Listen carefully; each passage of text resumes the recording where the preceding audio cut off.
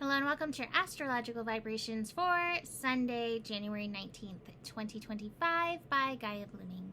I am Mimi and our energy mantra for today is I align my responsibility to vibrational frequencies and my future vision calibrations. And hello Aquarius. Welcome with fireworks. I'm here today on a Sunday. Oh my. And Lionel's over there knocking down Christmas trees because he's like, time to take it down. But I'm here today because the sun's moving into Aquarius. I actually suspect that the little corner of a lion that you might see right there, that he is an Aquarius. So here he is, bringing in Aquarius. And you know, we are starting off in an interesting way because I have a camera cat. How fun. Because while, you know, today we have the sun moving from Capricorn into Aquarius, we're building immediately into a Sun-Pluto conjunction. And that's going to be happening really early in the morning on Tuesday. We're really going to be feeling it on Monday, which happens to be Inauguration Day in the States. So we're in some interesting energies. Now, just even beyond that, before we dig into Aquarius, Aquarius energy is very electrical. It's an air energy, and Aquarius can always push our nervous systems to tired wired. But between Mars in its retrograde and then Aquarius energies rising, because we got a lot of Aquarius energies coming in, tired and wired. Take time to ground. Take time to like establish yourself, your aura field, your auric field, because these energies are going to be a lot. So let's start with auric field with Sun in Aquarius. I liken all the air signs to a form of antenna. So Gemini to me is like an antenna. Libra is like, you know, rabbit ears or like butterfly or bat sonar, that kind of energy. And Aquarius is like a satellite dish. And so when we have Sun in Aquarius, we can start tuning into the collective as if we are a satellite dish, just with all of the information pouring in at us, which is why it's important to clear your auric field, which is why it's important to get grounded, and why it's important to know who you are. Aquarius is interesting. Everything about Aquarius is weird, in a good way, but weird, because Aquarius is the sign of friendship and community and working together in a community, but it's also very rebellious and individualistic, which can clash a little bit with community, because community is like, come on, we're all doing this thing, and Aquarius is like, this is my thing. It's ruled by the planet Uranus, which does its own thing.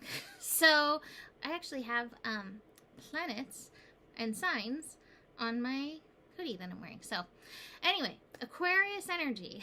So we have to get used to working together in community, but also it's not about twinning like Gemini can be. It really is, or even harmonizing. Libra like works on the harmonizing. It's like my color orange works so well with your color. Aquarius is a rainbow where we're each called to embody our own frequency. And we have to remember that, because I think one of the beautiful things about Aquarius is community and working together. And I think that that's one of the places where it can also get ugly, when we're all expected to fit in the same box. Aquarius is like, there is no box. So there is no spoon, there is no box, according to Aquarius. So we need to remember that. Aquarius energy is also about looking towards the future. It can represent technology, and growth and industry and what is the word? Innovation. And that's all part of the future. Aquarius energy is represented by the star card, which is like, let's look to the future and let's see how we can calibrate this energy. So we want to remember this as we're working into Aquarius. Yes, be here now. It's in the cards. Yes, be here now, but also recognize that the frequency and the vision of your now is input for what will be happening in the future. And so it's up to you to regulate and calibrate those energies, hence the energy mantra today. Aquarius, I consider Aquarius to be the genius of the zodiac. Aquarius is so brilliant, but Aquarius has to also recognize that it can be very ungrounded and very aloof. And so if you are an Aquarius, watch for those energies. And a lot of times it's because Aquarius can spend a lot of time here, up here in the head. You know, the glyph of Aquarius, these two little wavy lines, there's so many different meanings to it for me. Some people think because Aquarius is the water bearer, even though it's an air sign. So I think of Aquarius in that way, like up the clouds. So some people think that that represents water. Some people think that this represents like electrical waves or frequencies, and I definitely think that. I definitely think that the lines represent like vibrational energies and frequencies. However, I also feel like it's like the as above, so below energy, and it's a reminder, don't just stay up here. Bring these energies down on in, ground these energies. So that's going to be important to remember.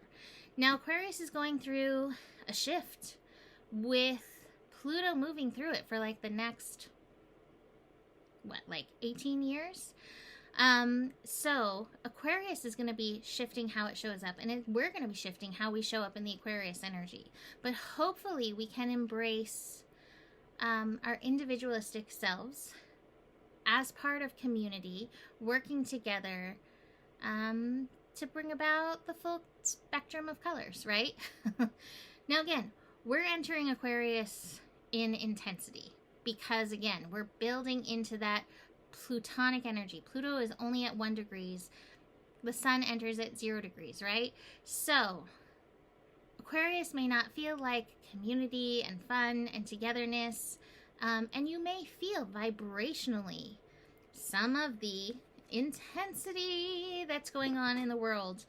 I would say please take it easy today, into tomorrow, and the next day as we have this Sun-Pluto conjunction energy pushing at us.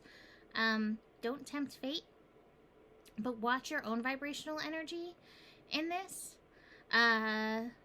because again, we're all painting the future together, right? And our vibrational energy is part of what paints the future. So the sun moves into Aquarius at noon Pacific time. Anytime the sun moves into a sign, it's 0 degrees. 0 is wonk energy. Like I said, tired and wired all together. So that's going to be a little bit interesting.